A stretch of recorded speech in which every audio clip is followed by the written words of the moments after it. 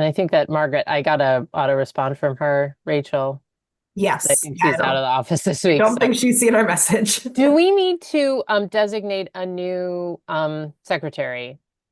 Yes, we Okay, will. great. I don't, if you're willing to kind of lead most of the conversation today, I don't mind taking notes today. Okay, Um, that's fine. Yeah. and then we can figure it out from Hey, there. Andy, I haven't seen you in a while. How's your summer going? It's going fast. Going, gone is how it feels. Yeah, agreed. Hi, How about you? Jonathan. Same. Nice to see you. How's your summer going? I get a memo that it's summer, but um, that's about all I got. Yeah.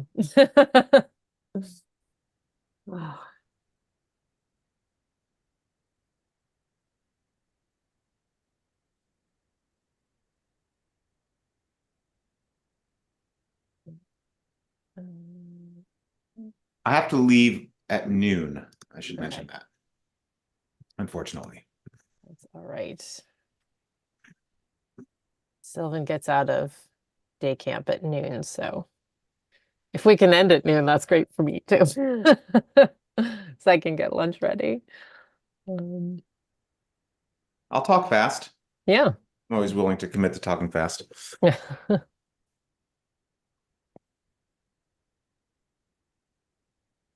The piles, I'm just noticing the piles around my desk are getting both precipitous and just insane juxtapositions here.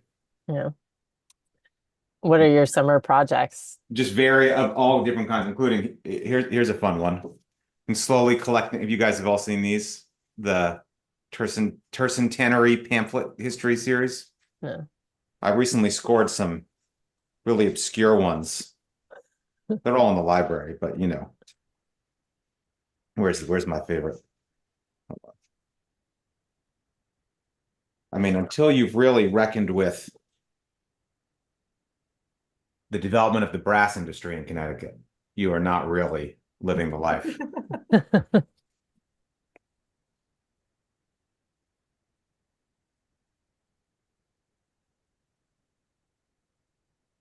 This was excellent.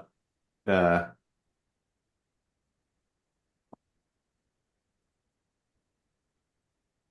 but then we're also going deep today. We have some good Okay. theory. What else is here?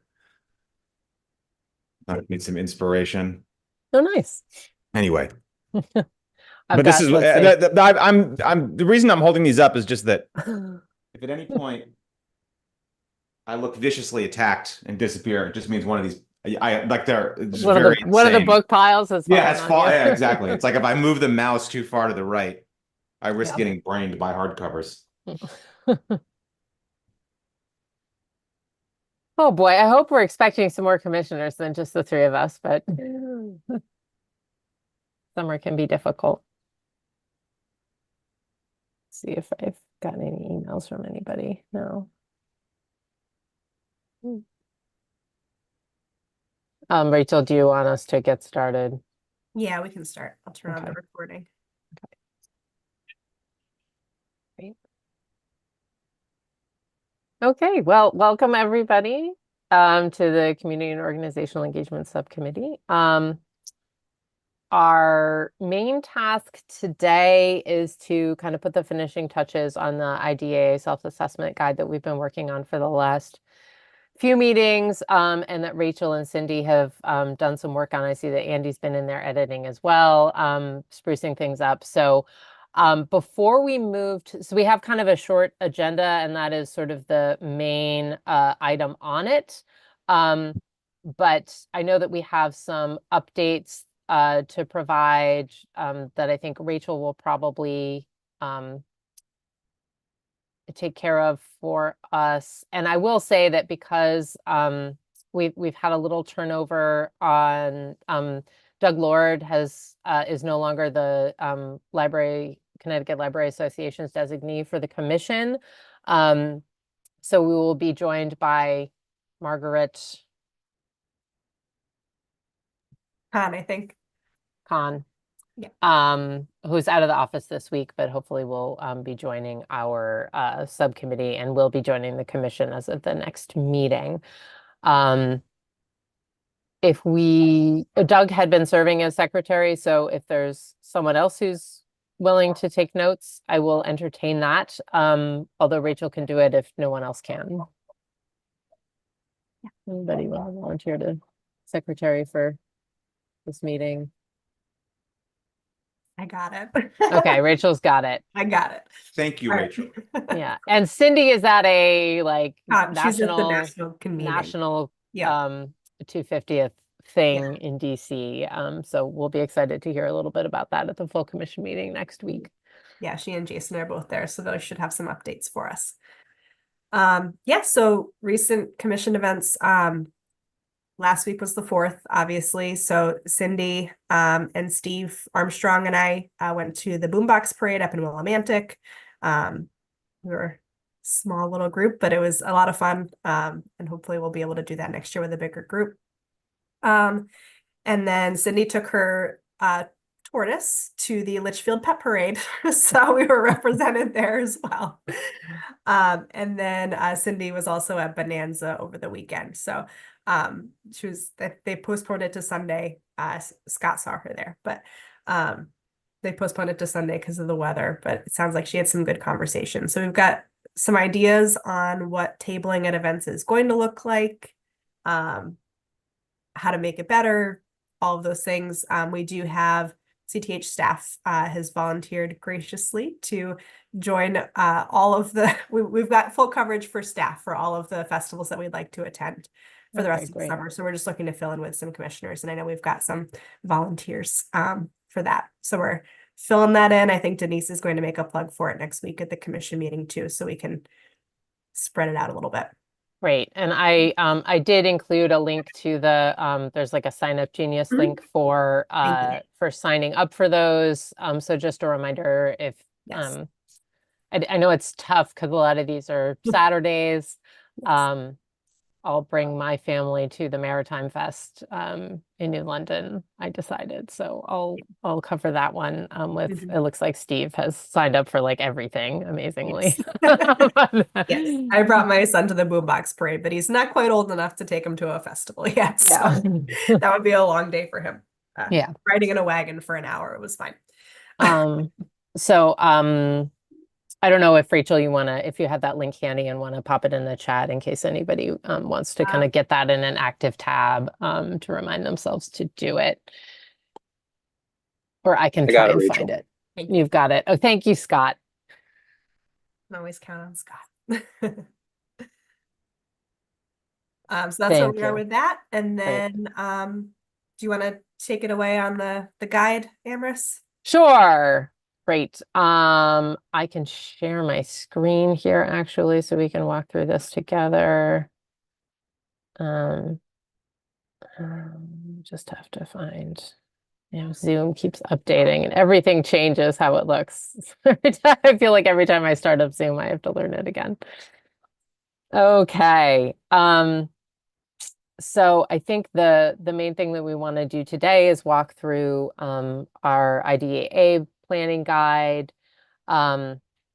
which, as I mentioned, we've done some work on in the past couple of meetings, and Rachel and Cindy spent some time taking our feedback from the last meeting and incorporating that. So our goal for our meeting today is really to get this into shape so that we can basically start using it and share it with the commission at the meeting next week, correct? And yeah, I think we've worked on this enough. And I know that I don't know if anyone was able to add any resources, but I know that this was an area where Cindy and Rachel were especially looking for input from the group. So I can launch us off. We have a preface. And I'm just gonna get rid of that so I can actually see some of the input here. I don't know if you want me to read or just kind of page through this. We have kind of a preface to orient people to what the aims of this guide are and kind of how to utilize it.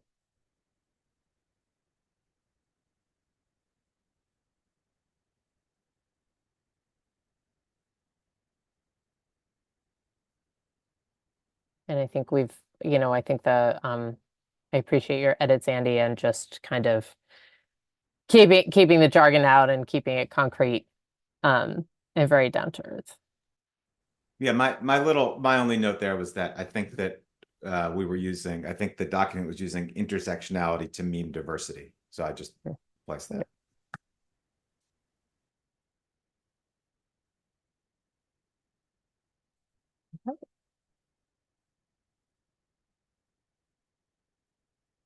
Great.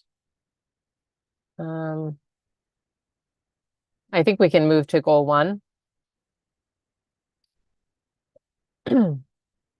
So this is for planning, measure the diversity and representation of community organizations and groups involved in the planning process, including representation of underrepresented communities.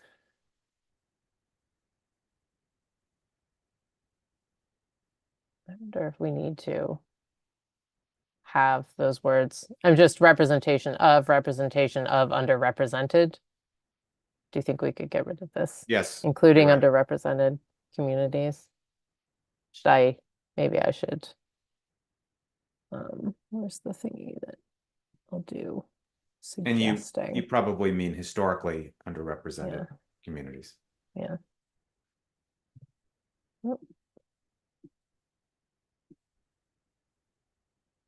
How's that?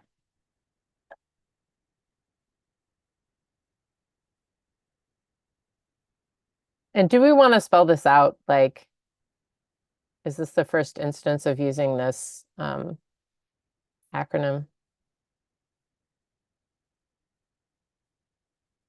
It looks like it is. Do we feel like this is enough in the language right now, or I'm just thinking about the I would audience for spell this? it out and I would give a reference. Yeah. Oh, to hi, the- Liz, you're here. Hi, Sorry. welcome. Sorry, I was in another meeting, Yeah. it went over.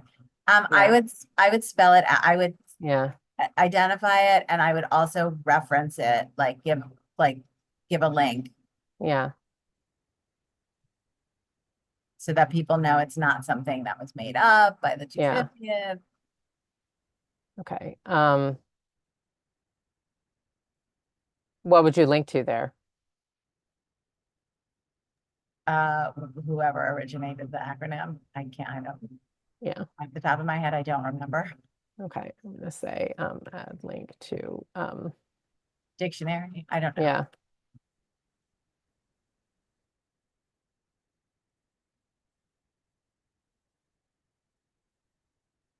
Reply to my own suggestion.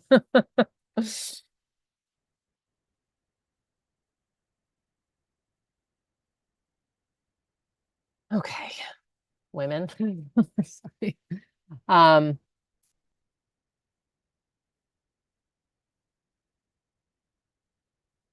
consider.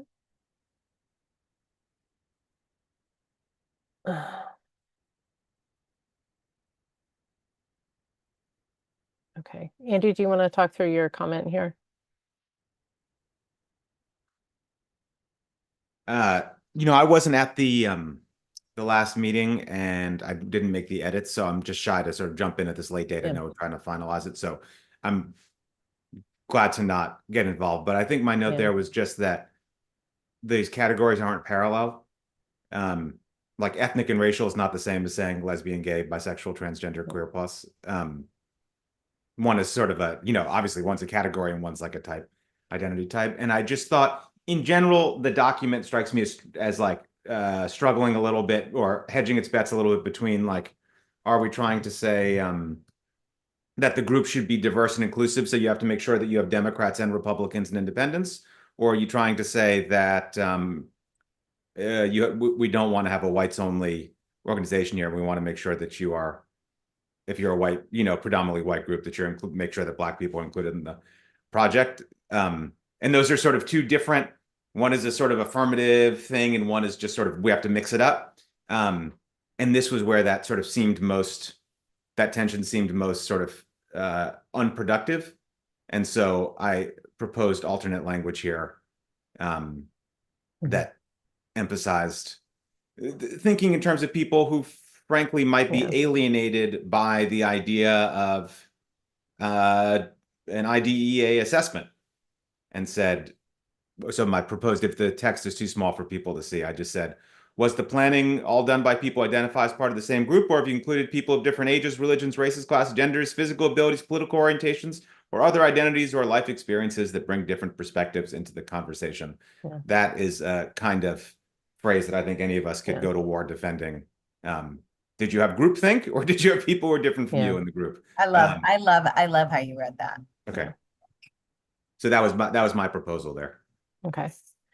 And I think it kind of, we could kind of replace this whole, I don't know what your typical, there's no noun here, that this is Yeah, describing. we don't want to use the word typical. Yeah. With different perspectives. I think we could just end that sentence there and then maybe And put in, as we discussed, 2 meetings ago, yeah, the generic language works a little better because, if you're a veterans group in Tolland, you're going to read this differently than if you are the NAACP in Hartford planning. And like, we want this to be generally applicable. We want to sort of just encourage people to reach outside of their group is really what I think we're looking for, while also keeping in mind affirmative attention to representing people who structurally are likely to be left out of the conversation. So we want to do both those things at the same time. I see Jonathan's hand is up though, so I'm going to stop talking. Go ahead, Jonathan. If we could just remove the word physical from disabilities, because there are more disabilities than just physical. Yeah. Not to take anything away from what Andy wrote there, because I think it's otherwise. No, I think that's good. You're right, and thank really you, Jonathan. good. Yeah. Thank you. Right. I think we may need some kind of transition.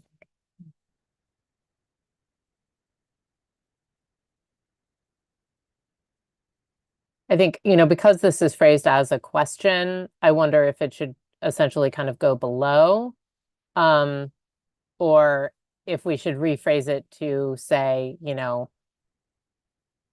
goal is to ensure that rather than the planning all be done by people who are part of the same group, you have included people of, I don't know. Do you understand what I'm saying? Because this is sort of, I feel like it's the things to consider. Well, maybe it's fine. I'll let somebody else smooth it out.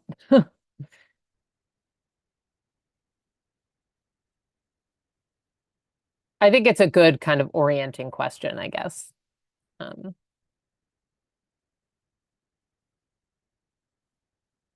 So then moving on to the questions, before answering these yes/no questions, please take some time to consider.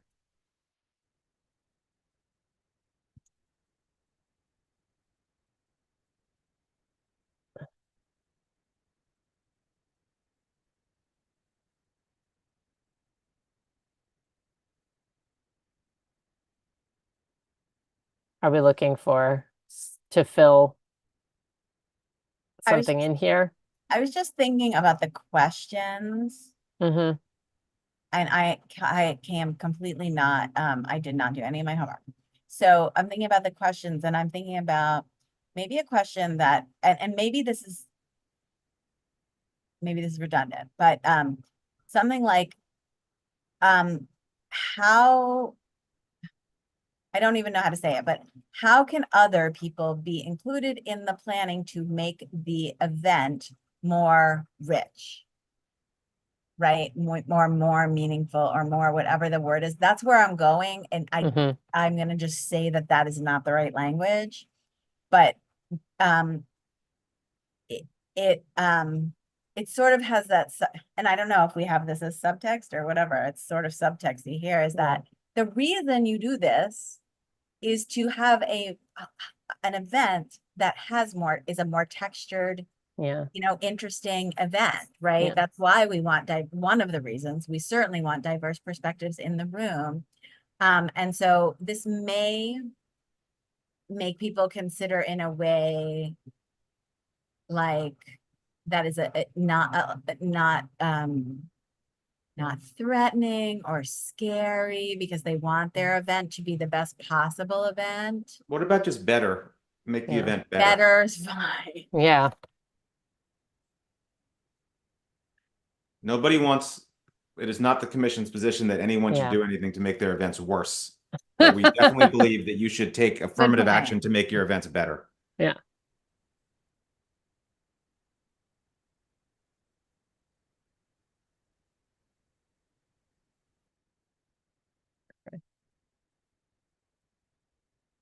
Would we put that as a kind of question 3? That was what I was thinking. Yeah. I don't know. This is not actually formatted as a list, is it? No, it is. I don't know why it's, but this one is not. Okay. Here we go. Ugh. Really? Oh, no.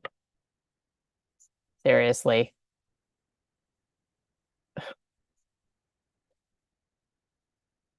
You guys get what I'm trying to do here? Oh, good Lord.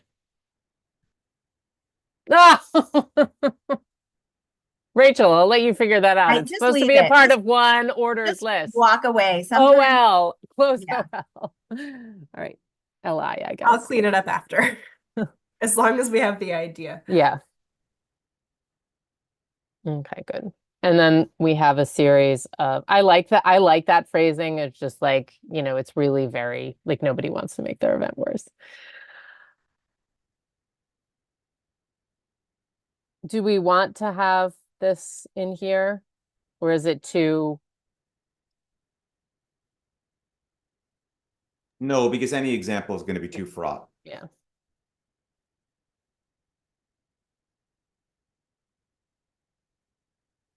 Okay. Okay, so are there appropriate people at the table? Does the planning committee include people with different backgrounds? Have you sought to add representation from different groups? Beyond the official planning committee, have you spoken to someone you wouldn't normally solicit input from in planning this event?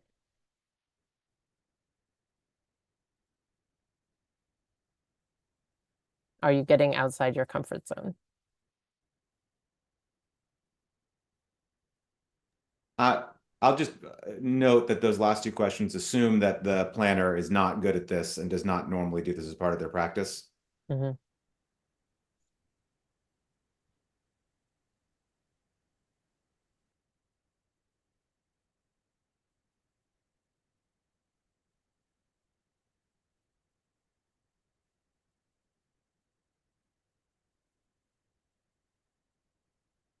Do we think we need to fix that or modify? I mean, I would anything definitely there? delete comfort zone because it suggests it's Yeah. uncomfortable to talk to someone Yeah. from a different background, Yeah, which is not a message that I would want to send. yeah, And I don't know why you wouldn't. I'm not enamored so much of the previous question either, but I don't think it is Yeah. quite so. yeah.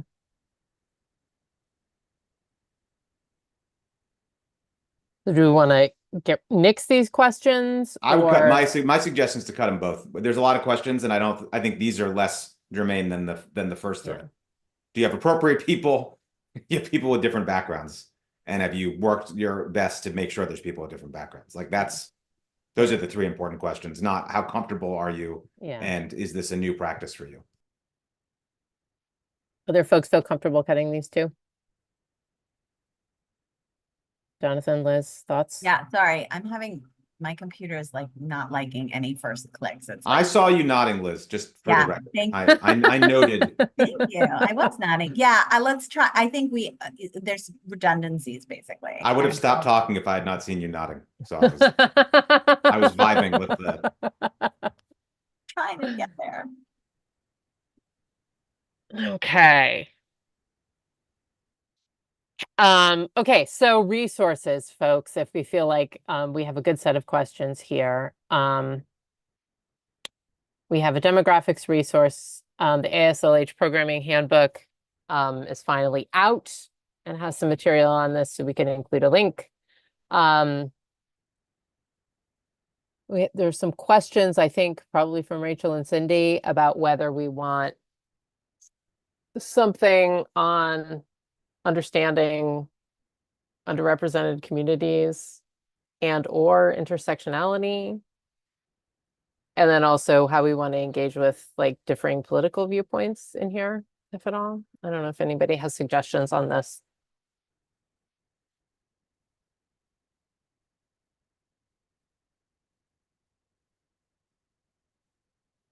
Is there a mandate for representing different political view? Is there a mandate? I mean, it's one thing if you're getting funding from the Mhm. state or from through any federal government, but it's another thing if you're doing your own event. There, to the best of my knowledge, there is no mandate for any of this. No, but it might be useful just on that point, like a link, like an ADA link might be good. We mentioned that earlier. Mhm.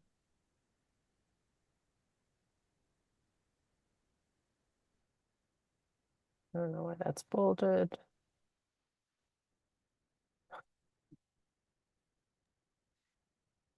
A follow-up question I have to that is, do any of you have this kind of resource readily available? Because Cindy and I can do Googling, but it's going to take us hours to find resources that you guys might have readily available to you. Rachel, I have a specific suggestion to find resources so you're not Googling for hours. But it's not a resource in itself, but it's a suggestion. I would suggest that you contact my colleague Brendan Kane, Kane, at UConn. Okay. And you can tell him that I sent you. He runs something called Democracy and Dialogues, which convenes structured conversations across difference about politically contentious topics. And I would assume that he has a bibliography of resources on this question of representing viewpoints and sort of structuring those conversations. And so rather than Googling, I would, as that Also, like the doesn't TV the show said, I would NEH, phone a friend. doesn't the NEH have a list of resources on this? You would think they would. I just was going to our local. No. expert, yeah. I'm just adding more. You're right, totally right. They definitely would. I know him and they will definitely have something, but like NEH, NEA, they all have I'll pull some, but yes. Okay. I mean, for ADA, I'll defer to Jonathan, who may have more textured things, but just even the page of like the ADA main federal page so that people are familiar with the contours of what this legislation is if they aren't already, and where they can explore more. Yeah, I mean, put because the we link don't. I put the link in the chat. Sorry, I'm not seeing the chat, of course, but no. Yeah, ada.gov. I just put a link in the chat to National Assembly of State Arts Agencies, all their equity resources. Oh, great. Great.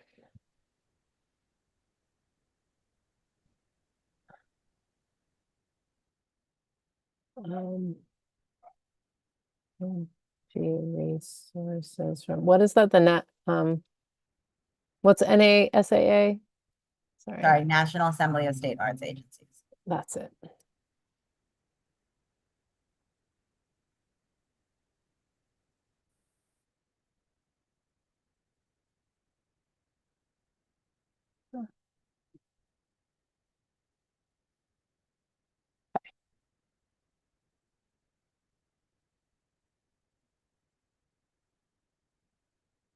I mean, I think if we're providing resources, I guess I'm just thinking like explaining what we mean by underrepresented communities. I think like people are not going to follow a link and then just do a bunch of like deep reading. Probably this is not that kind of document. I think that they're looking for, kind of accessible guidance. So I don't know. It just seems like such a vast theoretical construct trying to come up with whatever that link to explain what we mean by underrepresented community is intersectional. It's nice to feel like we should be citing our sources. But I just don't know exactly what this would look like. It would be like a bajillion things.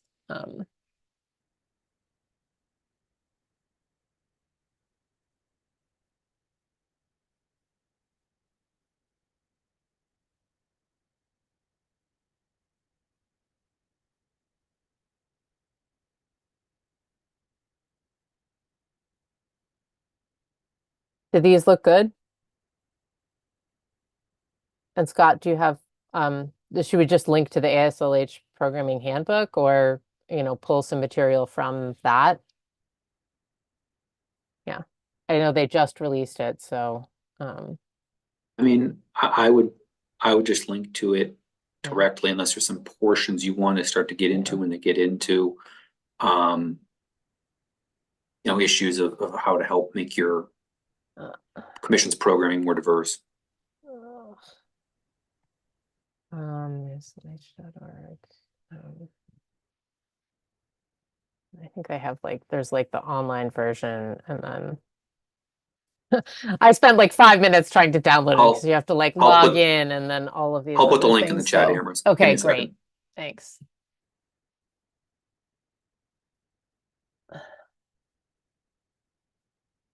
Okay, good. Does that seem like enough, Rachel? For you guys in terms of resources? If it feels good to you all. Okay.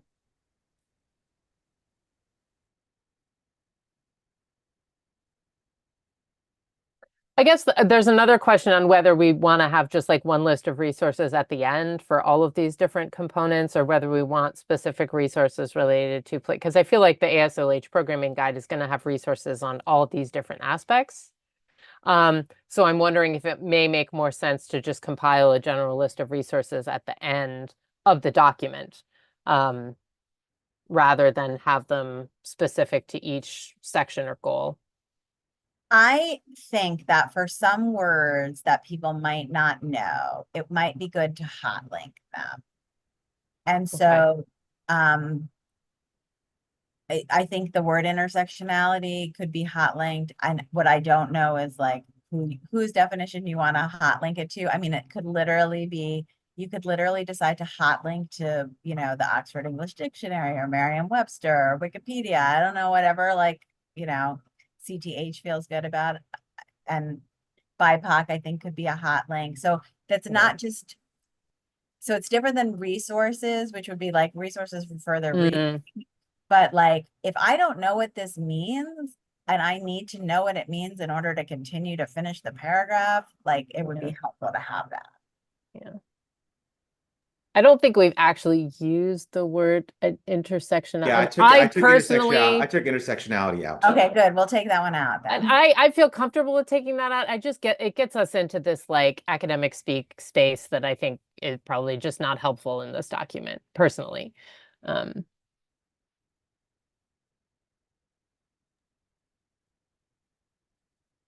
But that's a good idea, Liz, to just, if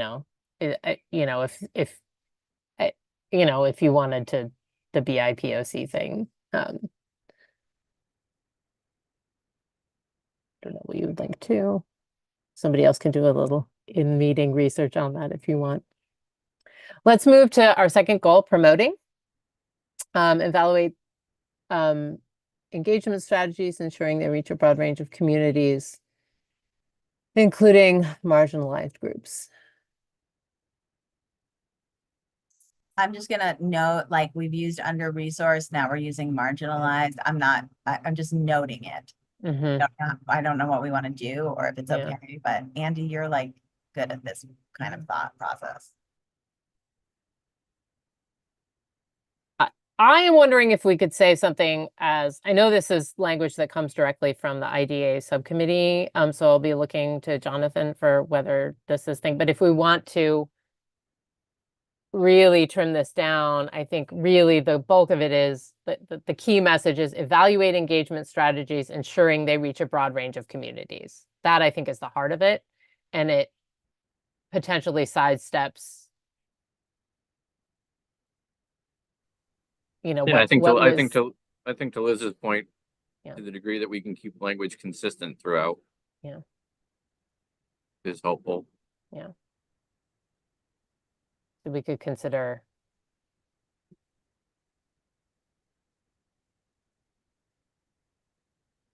I think And- there's a general philosophical question too, is Yeah. do we want this to be super non-challenging to people, or do we want to use this as a little bit of a teaching document? Mhm. Right, because if you want to use this as a little bit of a teaching document, then using words like marginalized, it might not be a bad idea. Mhm. But I do see where you're going, Amaranth. I don't know. I think it's just a philosophical. Yeah. And then we can, if we make that decision, then we can talk about making that decision, right? Like, and review the document to see if it meets that decision. I just want to go back and look and see what we looked at. We had historically underrepresented.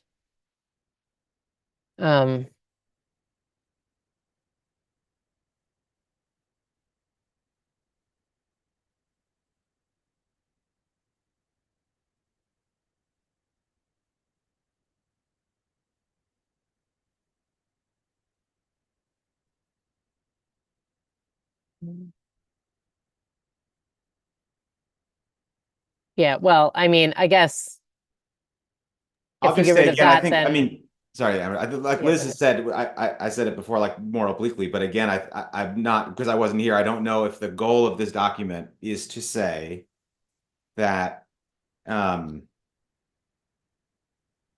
the planning group should be diverse. And so if you are in if you're in Simsbury or West Hartford with a lot of Democrats, you should make sure to reach out to Republicans in planning because different partisan groups have different understandings of American history. Do you want to read it that way?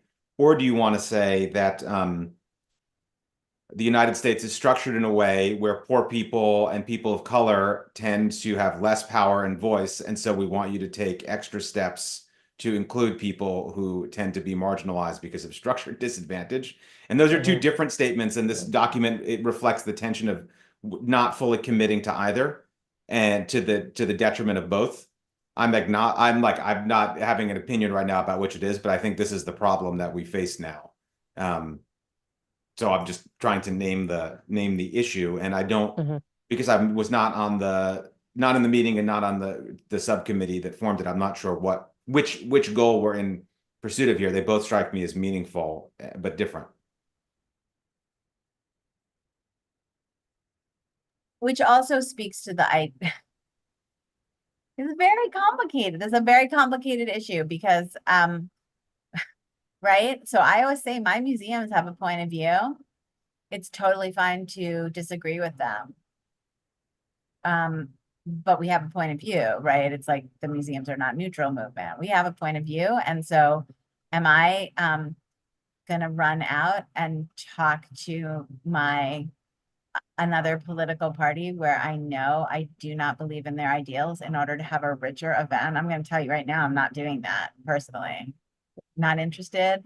And I don't like self-flagellation, no matter what that means. Will I be open to hearing it? Yeah, I'm open to hearing all that. I don't know, like if it feels like,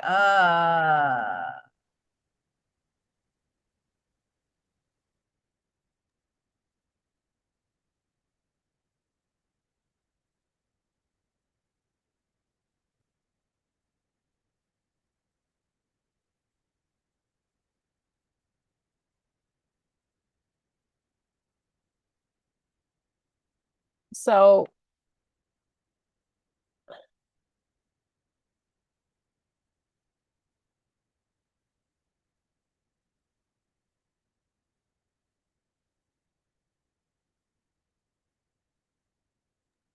and in fact, I mean, this is one of the issues with diversity, right? You say you want diversity, you're by the way screwed. It doesn't mean that you want like just one kind of diversity, right? So, and we all know, I know you all know this, but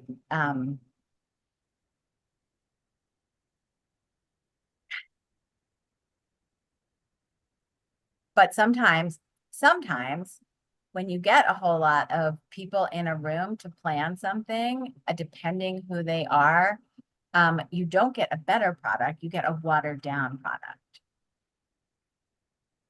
And I'm just going to say that. There's dangers to all of it. Mhm. depending on who is in a room. Yeah, Liz, I mean, your point, I think this is getting outside of the document, but as a commission, to the extent that we have any, I mean, it doesn't strike me that we have any control over the events that are going to happen anyway. We don't have any mechanism for that, but it does seem to me that I would rather have a diverse program across the state, a calendar that reflects the diversity of the state, rather than having every event in Mhm. microcosm try to be all things to all people or Mm. whatever. Like I'm very comfortable with I'm very comfortable with a bunch of events I'm not comfortable with happening in different ways, Yeah. as long as there's a lot of them. Not that every event has to have balance and look like Connecticut. I think the year needs to look like Connecticut. I think we want to make sure we have not lies and not cruelty, and there's there's a basement. But I think so. Again, I've been like somewhat.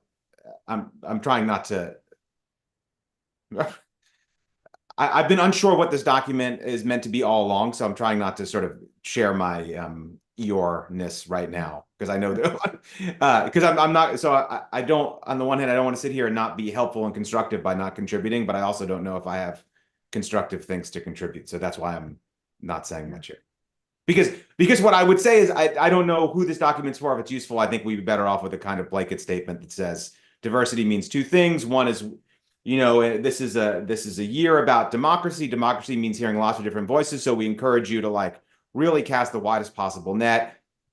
Some people are going to be very concerned also with the fact that America is a place where people have inequality of opportunity to speak, especially in events like this. And so here's a special guide if you are trying to include structured disadvantaged, people who are structurally disadvantaged in your event, or if you are a structurally disadvantaged group and you're trying to reach out and raise money and get powerful people involved. So in other words, have a kind of all lives matter one and a Black Lives Matter one, and have both those things available. But I think I mean, frankly, I don't know who this helps or how it helps them, this document that we have right now. That's the thing I was trying not to say. Jonathan, Well, I mean, yeah, oh, go ahead, sorry. Liz. No, I Go was just ahead. gonna say, I'd really like to hear from Jonathan because you must have these conversations. These are conversations you must have had all the time, right? Yeah, and look, I think when we're thinking about, marginalized community, and I've been trying to process this thought, or historically underrepresented communities, I don't think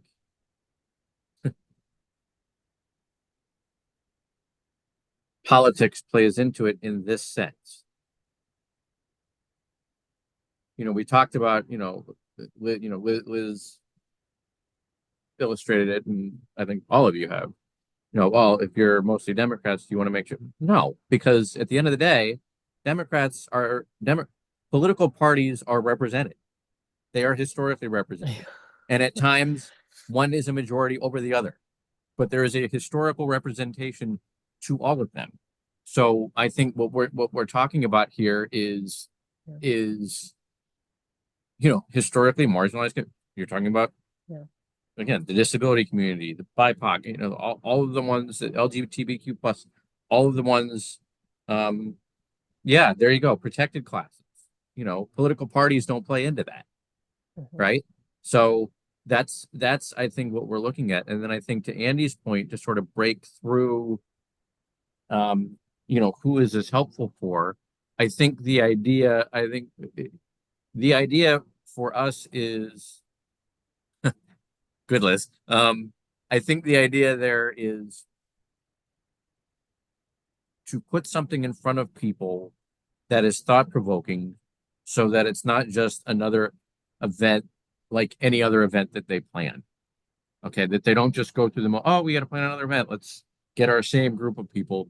The idea behind this is to go a lot deeper than this. And this is a document that is, at least in my opinion, I don't think that my colleague would disagree with me. This isn't the idea behind this document is to get people to think deeper on it. and to force themselves to look at questions that, when going through the motions on planning events, they're not doing. Does that make sense? Is that helpful in any way? So I think that's the goal here, and that's the spirit in which we're trying to come up with something. We're not gonna come up with something perfect again, and I've said this before. We're trying to create a document that creates best faith philosophy, best faith efforts, best faith practices and approaches. We can wordsmith here and there. It's never going to be perfect, but the idea behind it is to put something in front of people that are organizing events that gets them to think a little bit deeper about the 250th of this country, as opposed to any normal event that they're planning throughout their normal course of work. Okay, this event, that event, whatever it may be. This has to be deeper. This has to have more substance to that in terms of the planning, the approach, and the final product. So to go, yeah, no, I think that's helpful. I mean, I think as I look at this, just to go bring it back to what's actually here in the document, I think that we had started this conversation based on Liz's observation that we were beginning to use different kinds of terms in these categories, whether we're talking about marginalized, or here we were historically underrepresented. Here we have a definition of a marginalized group that kind of includes historically disempowered, introducing yet another term for thinking about this. I'm wondering if we move forward. Accommodations. Diverse constituencies. If we took my initial suggestion of getting rid of that, then basically I'm kind of retracting that suggestion in light of what Jonathan has said, because I think that if the point is to really, and it kind of even removes in some ways, if we get rid of that, then we're getting rid of a big chunk of this. Yeah, I think you have to spell out as much as possible in a document like this, because different people are going to have a different sense, or not a complete sense, of what marginalized communities are. Yeah. That's just a fact. Yeah. So to the degree that we can spell it out, again, operating in best faith, are we going to think of everybody? No, but we're going to get it. We're going to get people thinking in the spirit of as many marginalized groups as possible. I mean, I feel like women is missing here, just to make an observation in all of these. I don't know if we're thinking about just talking about marginalized groups. And again, it doesn't have to be comprehensive, but I'm just noting and I don't disagree with what Liz and Andy were saying before. Sorry, Andy, I didn't mean to step in on you. That the larger a group is, the more watered down an event is. That there's definitely some truth to that.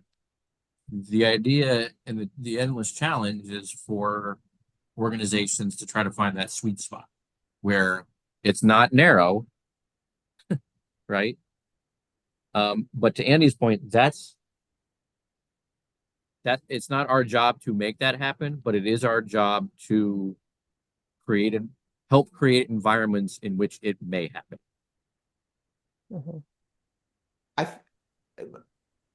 Jonathan, I'm learning from you, and I'm thinking about, Liz, I think, comes up with an elegant solution to protected classes. Yes. And I wonder what would happen if instead of, because, all of these, the marginalized, historically underrepresented, these are all historical arguments. Let's say that, right. and contested for good reason. However, the law is the law, and we can say something here that's like consistent with the Connecticut Commission on Human Rights and Opportunities. We encourage, that all events, aspire not to discriminate against people on the basis of age, ancestry, color. I've just dropped in the list, the protected classes from here, and I think that's a much more elegant statement, because then we're not reinventing the wheel, we're just putting the wheel on the bus here. And I think first of all, gives us an elegant link. It protects us from complaint. This is functionally the list we had already. I don't, Yeah. it doesn't change it's some different language. But it doesn't change the spirit, I don't think, at all of what we meant. And then the next step would be possibly, because I know that this is an issue that comes up, is how do we do that, right? For groups that really have never done any of that. Like, how do we do that? So that's why there's like all these websites working, working with communities of color, working with the disability community, so I'm not sure what the is there then an obligation to be like, okay, we are telling you that this is what is important, but then do we also need to tell you how or where to go to look to sort of go deeper on how to do this? Because we're going to assume that not everybody is doing this all the time, because if they were, we wouldn't have to ever say it. I'd like to make I think, practically speaking, the link in this document will not be the fulcrum point in the process of a group planning an event. And we should unburden ourselves from the expectation that if we only had the right hyperlinks, that will control whether someone respectfully does this or not. However, I think we should be more and less ambitious. My advice would be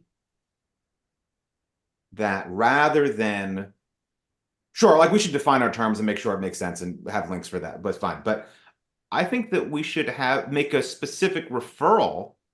I wish there was an organization in Connecticut that we could refer people to that just says, if you have further questions about this, if you're eager to do this and want to consult with, I mean, that would be a great service for the commission to offer.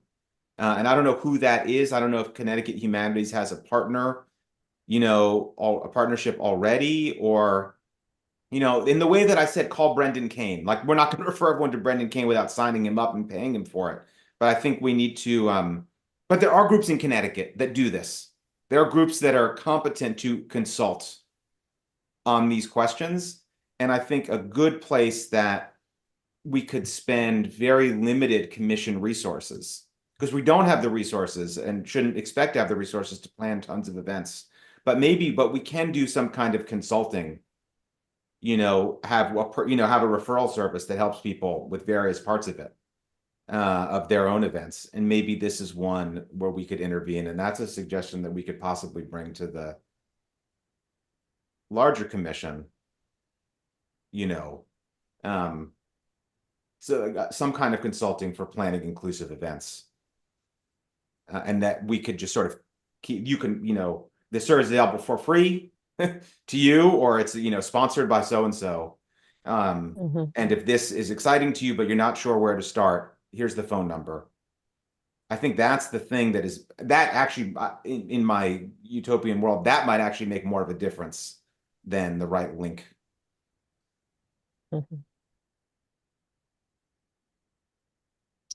The bottom line is the document, right? And it's how the webinars, the convenings, all of those things, I think are going to have more impact, right, on how people actually do their work, because then you're already talking to people who are going to want to be more fully engaged. I mean, if you start with looking at what the goals of this 250th are, the goals of this 250th speak direct, we're not making this shit up. They speak directly to the fact that, we don't live in a perfect union, right? I love Jason always says towards a more perfect union, right? And so this is how one of the things that we want people to consider to get there, and the really practical ways of getting there. I mean, there could be a bibliography, there could be all kinds of things, right? I would imagine there'll be, again, all sorts of resources. Do they belong in this document? Probably not. Do they belong somewhere on a 250th website? Very possibly, yes.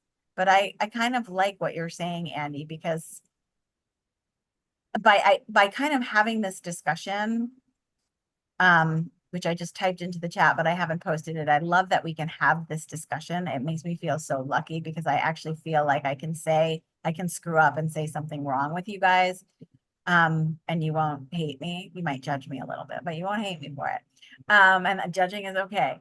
But maybe what we're identifying is actions that need to be taken. So maybe we're identifying like there should be webinars that show how this can be done, right? There should be people who could be resources that where other people can talk to them that shows how this can be done. But telling people is in a document is just not hard. Okay, I'm gonna go get it. Yes.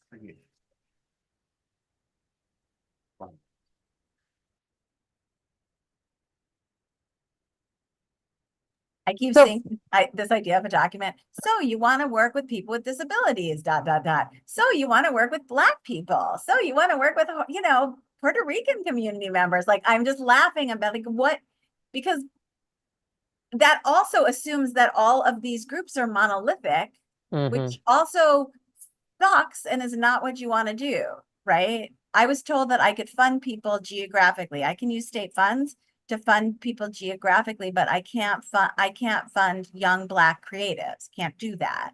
But I can fund people who live in this zip code. And I don't fund that way. I can't, because that's reinforcing a stereotype of everybody who lives in this zip code is going to be a Black or Hispanic person, because that's what white people think, right? Like the mind boggles at what the unintended consequences of your actions are.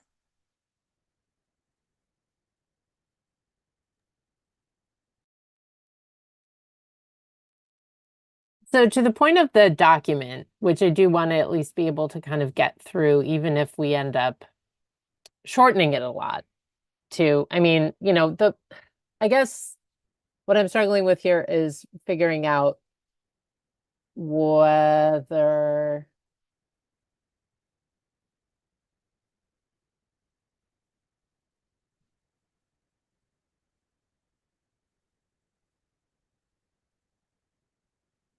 this is a shorter document with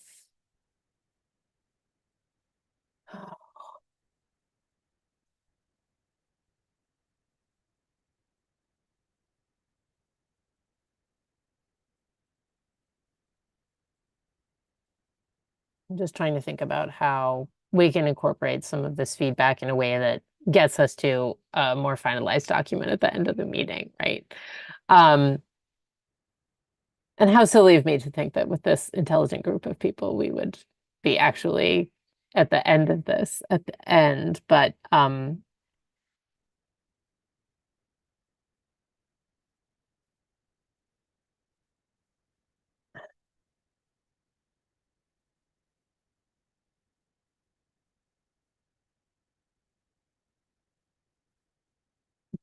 for the promotion section, at the very least, I mean, I guess there are a couple of questions. Do we want to standardize the terminology that we're using? Do we want to move toward the language of protected classes?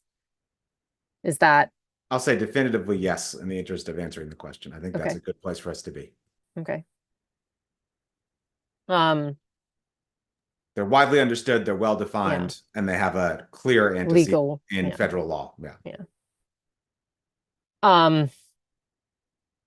Do you think we need to define both engagement and engagement strategy?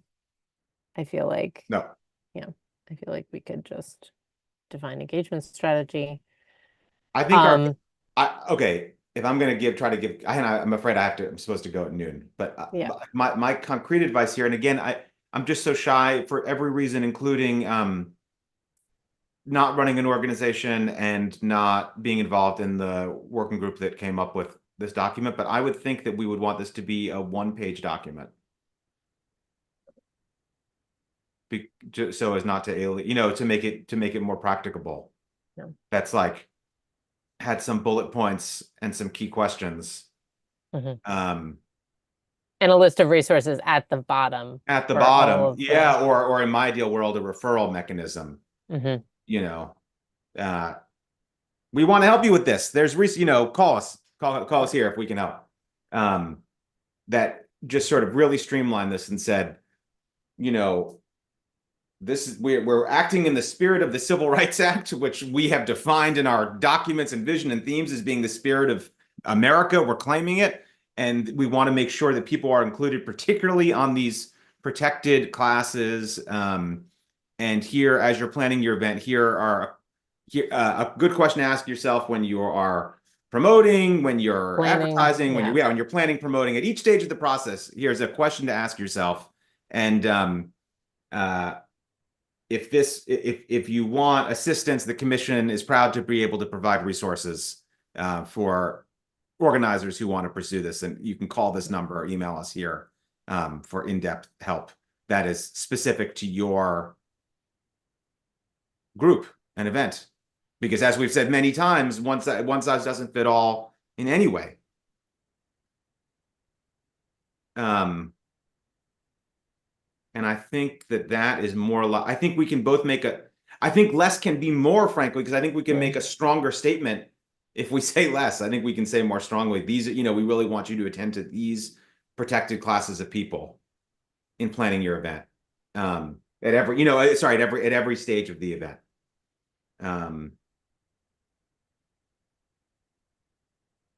And some of these, like it's not. I understand the form, and that's a different question. But some of these can obviously be combined. Have you saw different channels to reach a wider audience? Have you considered the messaging you're using? Have you considered expanding your list? Like that can be one question. Mm-hmm. Have you thought about the language you use and the channels that you're pushing the channels you're using to promote your message? Like that can be one question, not 2 bullet points or 3 bullet points. And I think that, again, I think that one-page statement might just sort of be more arresting for people, meaning cause them to stop and pay attention a little bit more than opening this up and saying, oh Lord. An interesting question too is what would prevent people from attending and feeling welcomed?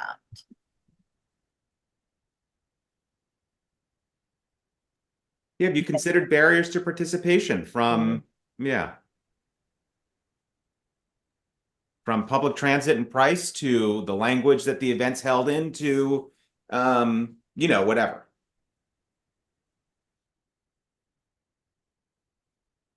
And I'm so sorry that I have to go now, but I do. Yeah. 4 minutes late for my next thing. Okay, good to see you guys. Good luck.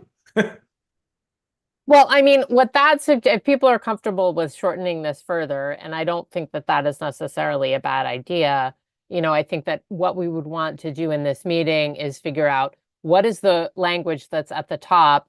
And then, I mean, I seem to remember that actually we had thought in our last meeting about kind of getting the specific word, because these are like the specific charges to the subcommittee of the IDAA subcommittee. And I don't know that specific language needs to be in the final document. The final document, as I understand it, needs to be a public-facing version that encourages people to adhere to those things, and doesn't necessarily need to include that specific language. Correct me if I'm wrong, Jonathan, but I think that makes sense, Amherst, and I think that'll help you shorten it. I mean, there might be sections in the I'd have to take a look at the preface again, but I think in the preface that's an area where I think you could. Yeah. And maybe it becomes less of a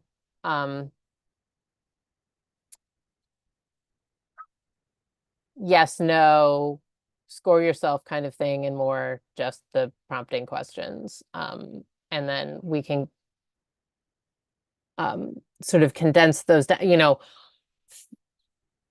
maybe there's just kind of like a bullet point or 2 for each phase, right? The planning phase, the promotion phase, the implementation phase, the reflection phase.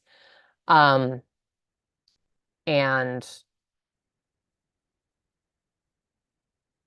take a few questions for each and kind of put them under the different, like the bullet points really become the phases of the planning process. Are you thinking about these sorts of things? I mean, I feel like there's going to be, do you guys want to take a crack at kind of doing that in the time that we have remaining? because I do want to kind of leave this meeting with with something for Rachel and Cindy to kind of take back that doesn't require them to totally overhaul it once again. I'm a, editing by group, I'm not a like big fan of, but, Yeah.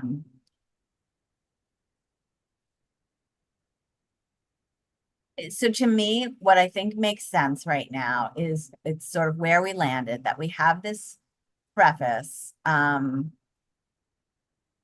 that what I'm not sure about is looking at the third paragraph, like, do we want people to say yes, or do we Yeah. want people to consider, right? Like Yeah.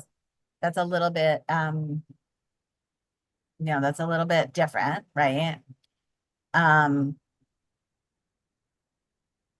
But if we start with the preface, Yeah. and then move into the protected class, Mm-hmm. Language.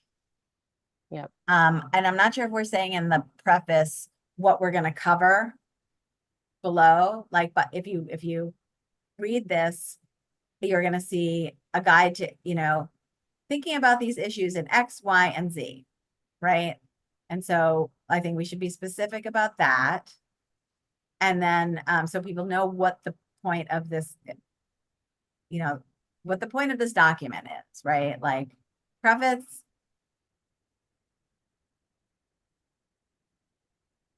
I'm like just reading it quickly. Yeah, no. And then, definition of protected classes, and then take our subcategories and thinking about what the definition of the protected classes are, between 1 and 3 questions to have people consider, and intentionally consider. I mean, I think that's what we're asking them to do, to intentionally consider the questions that are here. Their decision making, we have jack to do with. But if they want to begin to think about this, they have to actually quickly run through these questions, check off or no, whatever. Like, I don't think it's a yes. I don't think it's a check. I don't necessarily think it's and I definitely don't think it's a score. Because again, I could check them all and give myself a perfect score, and I could actually have none of them. Mm-hmm. Because really, you don't know what you don't know.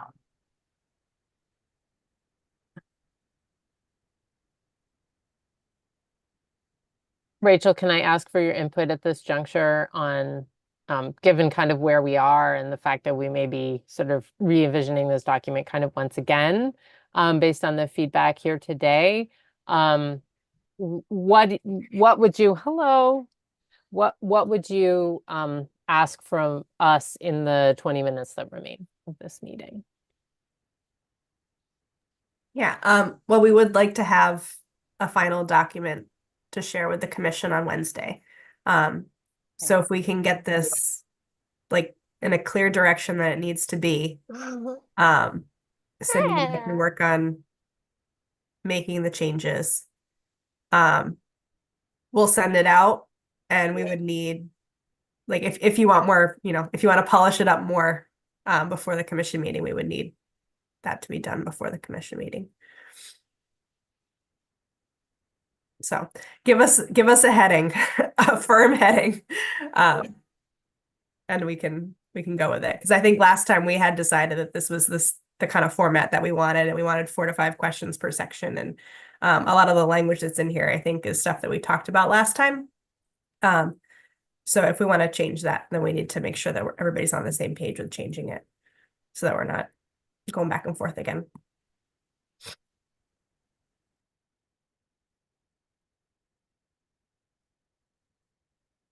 I think I heard most of what you were saying, but my headphones were being ripped out of my ears.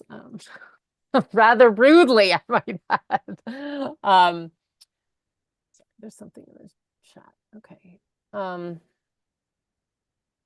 So basically what Rachel's saying is, we made decisions before, we seem like we're making different decisions, we acknowledge that, and if we want it to be presented to the full committee differently, then we need to make the changes. Rachel, is that what you basically said? Yeah. And Cindy and I can polish it up. We have no problem Yeah. with it. We just want to make sure that we're representing what the group wants. Well, from the limited number of commissioners who were here, I mean, and I will note that, not everyone on the subcommittee was here for this meeting. It seems that, we would like to revise it down a little bit more.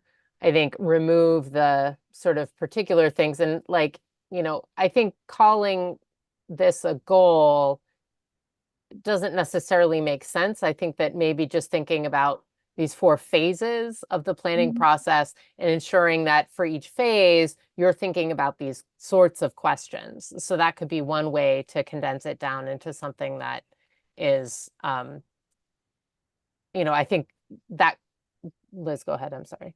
No, you're right. So I totally agree. I don't think we need goals. I think we're looking at project phases, phases of a project. And I feel like there's now that, when I'm thinking about it and sort of in light of things that we've discussed and I'm like looking at it, I'm like, I think there's too much. There's like in the things to consider, there's questions and things to consider. Yeah. And then we have more questions that are identified as questions. And also the diversity is like, that is like an action statement, right? So, because, measure is an action verb. So, I think the goal is more in an effort to ensure that we're telling the most inclusive stories. I have to think about the word. These are the questions that you could consider in the planning. These are the questions that you can consider in the implementation. These are the questions that you consider in the marketing, or these are the questions you consider when you're done. Yeah. And I think I would just caution us. I know Andy suggested that this should be a 1-page document. I caution us in this sense. If we are beholden to making this a 1-page document, we're going to get to a point where we're going to be looking at, oh, it's not 1 page. We got to find more to get rid of. We need to just make sure that the messaging that we're trying to deliver is effective, it's concise, it's digestible. And maybe it's too big now, but I'm not sure we can do it 1 page either. Yeah, I mean, I think if it were on 2 sides of one sheet, that would be great, but I agree that we shouldn't let those sorts of considerations necessarily determine exactly how long it is. I think it Let's should let be the content guide the Yeah. format for now. Yeah, because yep. in theory, it's first going to reside on a web page and it's not even a document. And secondarily, it's a document that gets to be a PDF, in my humble opinion. So, Yep.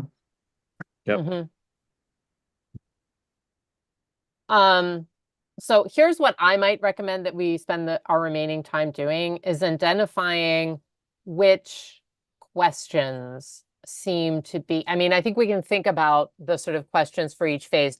One question in terms of thinking about the document is whether we want questions for the planning phase, questions for the promotion phase, questions for the implementation phase, questions for the, the reflection phase, if those are the separate questions, or if we want, think about these 6 really important guiding questions in each phase. I think that's 2 ways that we could structure it. And maybe going through the questions that are here already will help us determine which approach will make the most sense. sure. So going through the first set of questions, we have Sorry, and I'm sorry to interrupt, Amherst. I Go do ahead. have a hard stop at 12:30 for another meeting, so I Yeah. apologize if I've got to. No, I've got a it's fine. I was kind of hoping we could be done by noon, but we got into it. So Yep. Sorry. it's better. No, it's okay. I mean, I think it's better that we produce the document that we feel good about, right? I mean, that's what we're here to do. I also will definitely need to stop at 12:30 because otherwise I'll have someone really pulling my earphones out at that point. So, So the questions that we ended up with are are the right people at the table? This goes back to nothing about us without us that you have put in the chat. I think the past 2 meetings, Liz, thinking about including people with different backgrounds in the planning process, representation from different groups.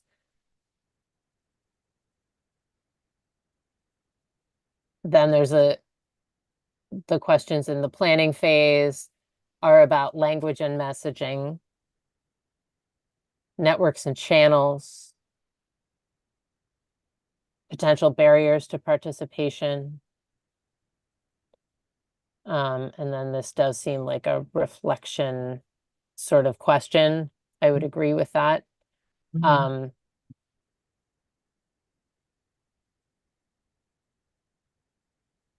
The implementation questions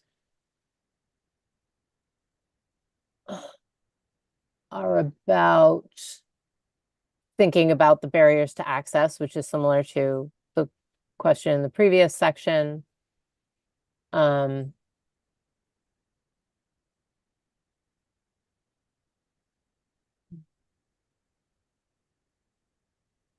I think they get to feelings of belonging, I guess. And sense of there's a bunch of questions about like putting yourself in somebody else's shoes here, actually. I don't think that's a horrible approach. I think we Yeah. need to figure out to making our question. I think what you said is really important. Like our questions should have the same tone. Yeah. And I don't know, Jonathan, putting yourself in other people's shoes, is that something that's like a thing? Like, does that resonate? Or does it feel effective?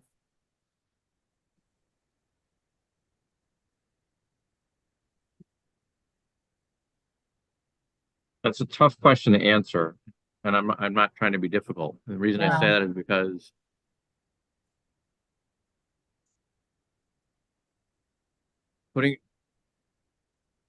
asking yourself to put yourself in the mindset of being in someone else's shoes suggests more of a monologue, Right. And that you could actually be there. Yeah. right? As opposed to seeking input Mhm. and participation Yeah. from those who you would seek Mhm. to try to be in, whose shoes you would try to seek to be in. Does that make sense? Yes. There's a clear disconnect there for me. Well, do it yourself. To figure out how to be, an African American. Figure out how to be. No. Well, what? I'm not I going to go always, do that if I can go and talk to them Mhm. and ask them to actively participate and bring their perspective. Yeah. my thing when I ask in my partnership applications, I ask the question and then I started asking, how do you know? Here's the Yeah. question. Right. Answer the question. The next thing is, how do you know? Right.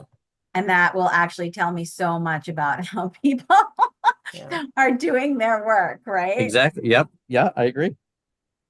It's worked pretty well. Yeah. I bet it has. Yeah. I think that, I mean, in some ways, this is one question. I guess I'm just trying to think about, like, as we're trying to chunk out these questions, how they might appear on in this shorter document. And I think that's a really great observation. There's the introspection, but then, like, you got to go and talk to somebody to really understand. So I think they're perhaps complementary, but this is one question. Like, have you thought about these things, basically, that might make someone not feel welcome, right? And then this is where you actually find something out, is by talking to people around access and feeling welcome. Just to kind of keep going through the types of questions that we see, to see if we can find a way of structuring them. The reflection questions,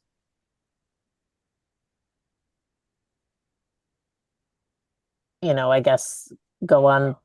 Did you did you get new people? that you hadn't seen before.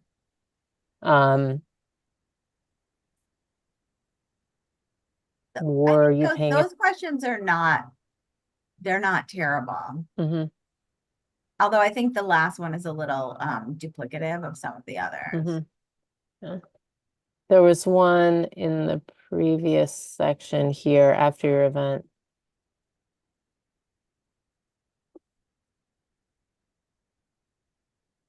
I'm just going to copy it.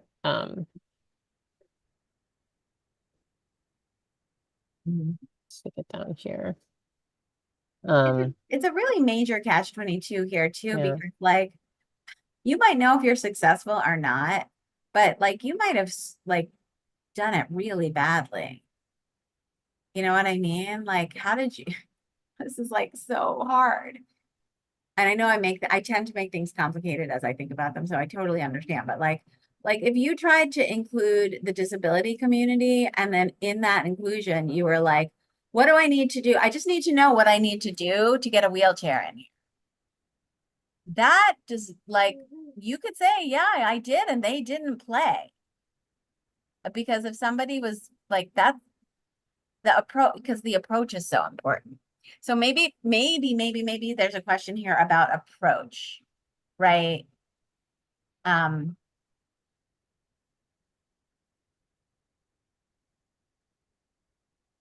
And I'm not saying it's like, how do you know you're approaching people the way they need to be approached? But like, this is like another piece of this, because that can make things go upside down really fast. Like if you work with the tribes and you expect an answer to your email tomorrow, that is simply not going to happen. It could be months. It just takes a long time. And they are the first people to admit that. So this is not me saying it. This is me saying, we won't say it, but we say it, you know, it's a thing.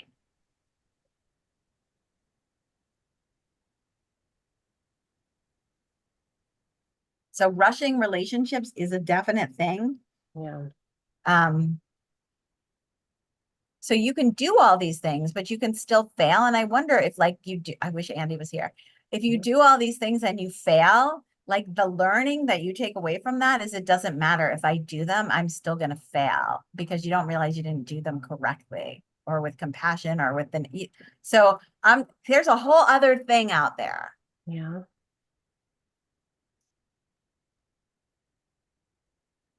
I mean, it's a subjective question, but if we consider putting something in the first section of planning of how are you going, what is your definition of success for this event? And then Oh, in I the like last, that. and then in I the like last, that. and then, I mean, it's again, it's subjective, right? But, and then in the bottom say, did Yeah. you meet your definition of success? Yeah. And if so, how, and if not, why? Hmm.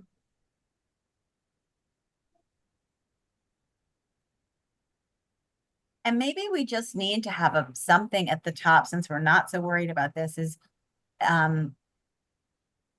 relationship building being a part of this. I mean, we never talk about that. Yeah. So you could definitely buy services. I can pay money and get somebody to come in and tell me what I need to do to make something wheelchair accessible, or have my interpretive labels, you know, be whatever, friendly to people who have low vision or vision impairment. But that is different than involving community. Yeah. It's good if you can do that. I'm not saying that's bad, but that is a different thing. I don't think Amherst, I'm sorry. I know I'm complicating things. These are No, some of the best conversations I've been involved with about this, because so thank you. Sorry. No, and don't apologize, because I think that, well, I mean, I think that one of the things that we've always tried to think about this document in degrees, right? You know, we initially started with a good, better, best kind of evaluative approach. And I think that we can recapture some part of that based on what you were saying, Liz, because the point of the document, as I see it, is to be encouraging, to encourage people to take that first step that gets them on a path to doing something a little bit differently that brings them greater success in this area. And I think even just having a couple of sentences to recognize that relationship building takes a long time. And if this is your first attempt to, work with groups of people that you haven't worked with before, don't expect it all to happen in this one event. But this can be a stepping stone to building those relationships and learning from one another, some kind of language like that. I think that's good. That helps it be not a like, you have to get an A+ on this and like do it all right now. It's really about just starting to work on it, right? And I think that keeping that encouraging tone will be important in getting people to even read this document in the first Me place. too. That it's not coming from a place of judgment. Oh, you're not working with the Black community. Your event is going to be terrible. Like, Right. it cannot be perceived in that way, or whatever, group it might Yeah, be. so We don't want people to be reading it as we are here to judge all of your events. It's just, this is a set of tools. And this was really the original spirit, right? This was a set of tools to help people get started on doing something, whether, wherever they are in that process. And Rachel, maybe like a note that's outside of this is something for the 250th to do, Connecticut Humanities to start to do is, these are working group. These are like learning opportunities, right? A webinar and building relationships. That's a very high level thing, but like, what does it actually look like to build the relationships you need to meet this, these goals? Mhm. I'm gonna take off, folks. I'll see you Okay, next bye, time. Jonathan, and I have to. Bye, Thanks, everybody. Thank you. Jonathan. Thanks so Bye. much. You're welcome. Thank you all. Also related to that are how do I buy services to help meet some of these goals? Because some of these Mhm. are services that you buy. Yeah. And that's a whole other thing. My father always used to say, if you can throw money at a problem, it's not a bad problem. It is if you have no money, but I understand that's a privileged perspective, but you know what I mean? Like, didn't work for Steve Jobs, right? Like, so. Anyway, I'm gonna have to go to Amherst. I feel Yeah. like for our presentation, so I am not sure if I can be there in person because I can't be there in person, Liz, either. I'm going to be Okay. on Zoom. So I would prefer, but Wednesday is my only day in the office, and to not be in the office on a Wednesday, it's really hard. So, and I can't go in the middle for an hour. It's not worth it. So, I'm just not sure what's going to happen, but maybe I will. But I think it's going to involve a little bit of, the course of this discussion, yeah. more so even than having this final document ready and where we landed as of today. I can see this coming together. My only question is whether I have the time to actually workshop it myself. So, Right. I think that to me is the limiting factor. And I can kind of like, I can't work in this document is kind of a mess now. Like, I would like start afresh in a new document and start writing from scratch, referring to this one. And Rachel, I'm happy to, if I'm able to get my kid to bed before 9 p.m. tonight, like I will definitely try to do that. And especially if I can print something out and refer to it. I do have a small printer here.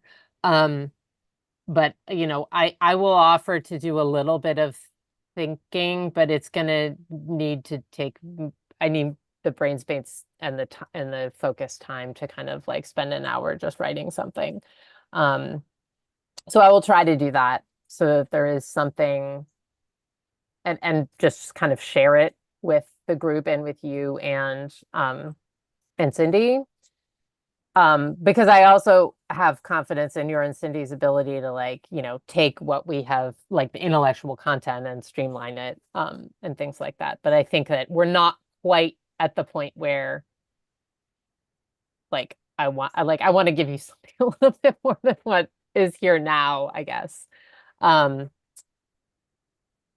Yeah, I that's think my, Cindy's gonna take a peek at it too. She's gonna be on the train this afternoon, so yeah. She'll Yeah, I mean, and our- she's just our gonna have to discussion. watch the recording or Yeah. something like that, because Yeah. I think that there's a lot of good material here. And Mhm. I'm gonna kind of like save all of the content. Okay, Save cool. all the content in It was the chat. good. Thank you. Thank you. I think you do a great job, Amherst, leading these meetings. I'll continue to say that. It's one of the best things I've seen you do, because for me, this is like the hardest thing, so. Oh my God, it means Well so much done. coming from you, Liz. I really appreciate that. I Really always feel like I just kind of like, the nice thing is that I'm just in a room with a lot of really thoughtful people who have really great ideas and ways of articulating them. So No, I have this told really- many people that you lead the subcommittee and I'm on it and I enjoy coming because you do a good job, so. Well, thank you so much, Liz.